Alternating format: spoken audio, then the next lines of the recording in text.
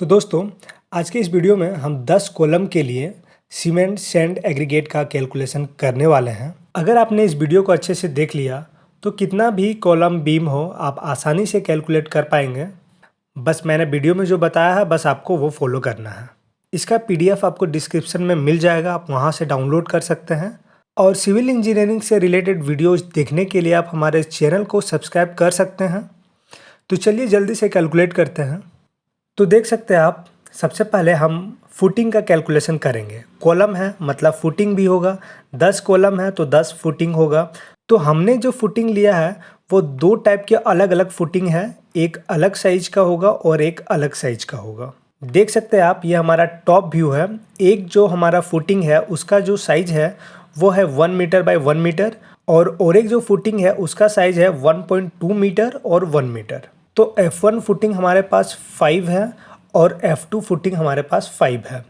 और हमने जो थिकनेस लिया है वो लिया है 250 mm, मतलब कि अगर मीटर में इसको हम चेंज करें तो 0.25 मीटर होगा। पूरा कैलकुलेशन हम मीटर में करेंगे। और आपको बेसिक यूनिट कन्वर्जन मालूम होना चाहिए। यहाँ आपको मालूम होना चाहिए कि 1000 mm इक्वल टू 1 मीटर होता है। तो F1 फुटिंग का साइज हो गया हमारा 1000 बाय 1000 mm में और F2 का जो साइज है वो है 1200 बाय 1200। ठीक है।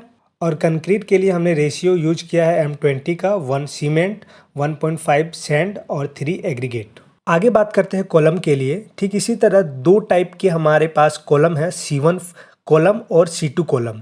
C1 का जो साइज है, C1 कॉलम का जो साइज है वह 0.3 मीटर बाय 0.25 मीटर और जो C2 का साइज है वो 0.3 बाय 0.3 है। और कॉलम का हाइट हमने 4 मीटर लिया हुआ है। 1 मीटर होगा पेडेस्टल कॉलम और 3 मीटर जो सुपर स्ट्रक्चर का पार्ट होगा। अगर हम mm में बात करें तो 250 बाई 300 और C2 के लिए 300 बाई 300 mm। और आपको मालूम होना चाहिए 1000 mm इक्वल टू 1 मीटर होता है।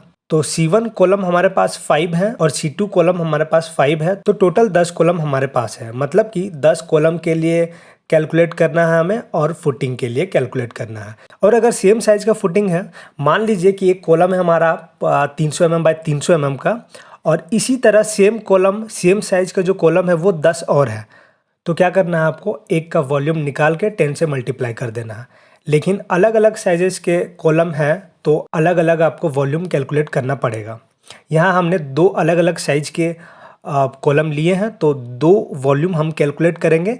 बाकी जो हमारा 5 कॉलम है सेम साइज का उसको हम 5 से मल्टीप्लाई कर देंगे वॉल्यूम निकालने के बाद। तो चलिए अब वॉल्यूम कैलकुलेट करते हैं। तो 10 फुटिंग है हमारे पास, F1 और F2। F1 5 है और F2 5 है। तो F1 का साइज है 1000 mm बाय 1000 mm और F2 का साइज है 1200 mm बाय 1200 mm।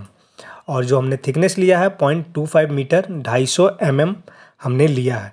अब इसे हम मीटर में कन्वर्ट करके वॉल्यूम कैलकुलेट करेंगे।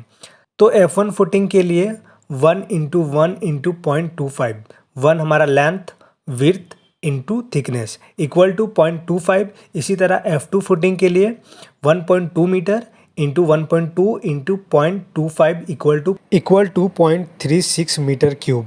ये हमारा वॉल्यूम निकल के आ गया, एक F1 के लिए और एक F2 के लिए। अब आगे क्या करेंगे, 5 कॉलम तो हमारा सेम है, F1 5 है और F2 5 है तो 5 से मल्टीप्लाई कर देंगे वॉल्यूम को। तो F1 फुटिंग का जो वॉल्यूम आया 0.25 उसे मल्टीप्लाई कर देंगे 5 से तो हमारा निकल के आ रहा है 1.25 मीटर क्यूब और F2 फुटिंग के लिए 1.8 मीटर क्यूब निकल के आ रहा है। तो फुटिंग के लिए हमारा टोटल वॉल्यूम निकल के आ रहा है 3.05 मीटर क्यूब। अब कॉलम के लिए कैलकुलेट करेंगे। कॉलम कितना है हमारे पास, 10, C1 और C2। C1 5 है, C2 5 है। C1 का साइज 200 बाई 300 mm और C2 का साइज 300 बाई 300 mm। मीटर में कन्वर्ट करेंगे तो C1 का होगा 0.2 इंटू 0.3 इंटू 4। 4 हमारा कॉलम का हाइट है तो हमारा निकल के आ रहा है 0.24 मीटर क्यूब। वॉल्यूम हमेशा मीटर क्यूब में ही होगा। और C2 के लिए 0.3 into 0.3 into height 4 metre equal to 0.36 metre cube. तो C1 हमारे पास 5 है और C2 हमारे पास 5 है तो 5 से मल्टीप्लाई कर देंगे तो C1 के लिए निकल के आ रहा है 1.2 मीटर क्यूब और C2 के लिए निकल के आ रहा है 1.8 मीटर क्यूब। तो टोटल वॉल्यूम हमारे पास कॉलम के लिए निकल के आ रहा है 3 मीटर क्यूब। तो फुटिंग के लिए कंक्रीट का जो क्वांटिटी है वो निकल के आ रहा है 3.05 मीटर क्यूब और कॉलम के लिए निकल के आ रहा है 3 मीटर। अब हम टोटल को ऐड करेंगे, 3.05 plus 3 metre equal to 6.05 metre cube. ये हमारा जो वॉल्यूम निकल के आ रहा है ये हमारा वेट वॉल्यूम होता है। जब भी हम क्वांटिटी को कैलकुलेट करते हैं तो हमें वेट वॉल्यूम से ड्राई वॉल्यूम में कन्वर्ट करना पड़ता है, और ड्राई वॉल्यूम में कन्वर्ट करने के लिए 1.54 से हम मल्टीप्लाई करते हैं। तो 1.54 से मल्टीप्लाई करने के बाद जो हमारा ड्राई वॉल्यूम आ रहा है वो है 9.317 मीटर क्यूब। अब हम क्वांटिटी सीमेंट सैंड एग्रीगेट का निकालेंगे। तो सबसे पहले सीमेंट के लिए कैलकुलेट करते हैं 1 × 9.317 डिवाइड बाई 5.5। 1 हमारा सीमेंट है जो रेशियो में आपको दिख रहा है M20 में, और 5.5 जो हमने डिवाइड किया है वो रेशियो का सम है, आपको सम करके डिवाइड कर देना है। कैलकुलेट करेंगे तो 1.7 m³ होगा हमारा। तो सीमेंट का क्वांटिटी हमारा 1.7 मीटर क्यूब निकल के आ रहा है। अगर इसे हम डेंसिटी से मल्टीप्लाई कर देते हैं तो हमारा जो आंसर निकल के आएगा वो केजी में आएगा। अब सीमेंट का डेंसिटी क्या होता है, जितना भी कंस्ट्रक्शन मटेरियल है उसका डेंसिटी मैंने पिछले वीडियो में अच्छे से बता रखा है, आप उस वीडियो को जाके देखें। और सभी मटेरियल्स का आपको डेंसिटी मालूम होना चाहिए। तो इसे हम मल्टीप्लाई कर देंगे 1440 से, जो कि हमारा डेंसिटी होता है सीमेंट का। तो हमारा जो आंसर निकल के आ रहा है वो केजी में आएगा, 2448 केजी। अब यहाँ पे ध्यान देने वाली बात है कि सीमेंट तो कभी भी हम केजी में ऑर्डर नहीं करते हैं, हम बैग्स में ऑर्डर करते हैं कि भाई इतना बैग हमें चाहिए। तो केजी में आंसर निकल के आ रहा है, तो एक बैग जो हमारा होता है वो 50 केजी का होता है। तो अगर केजी को 50 से डिवाइड कर देंगे तो हमारा जो आंसर निकल के आएगा वो बैग्स में निकल के आएगा।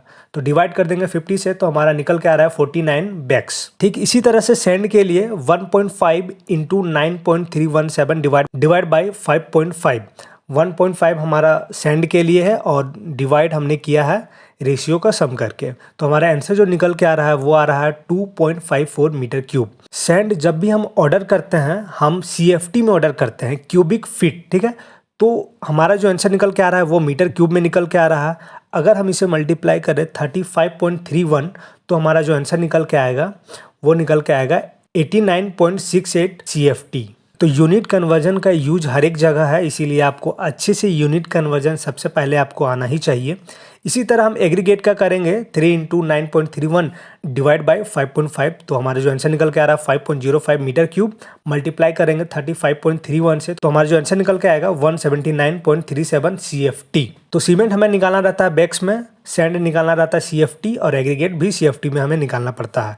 सबका डेंसिटी आपको मालूम होना चाहिए। अगर सैंड को आपको केजी में निकालना है तो डेंसिटी से मल्टीप्लाई कर देना है आपको वॉल्यूम इंटू डेंसिटी, और एग्रीगेट को भी डेंसिटी से मल्टीप्लाई कर देना है, आपको केजी में आंसर निकल के आ जाएगा। उम्मीद है कि आपको समझ में आया होगा। फिर भी कोई डाउट है तो बिल्कुल आप कमेंट कर सकते हैं, और इसी तरह के वीडियोस के लिए आप हमारे चैनल के साथ जुड़े रहें।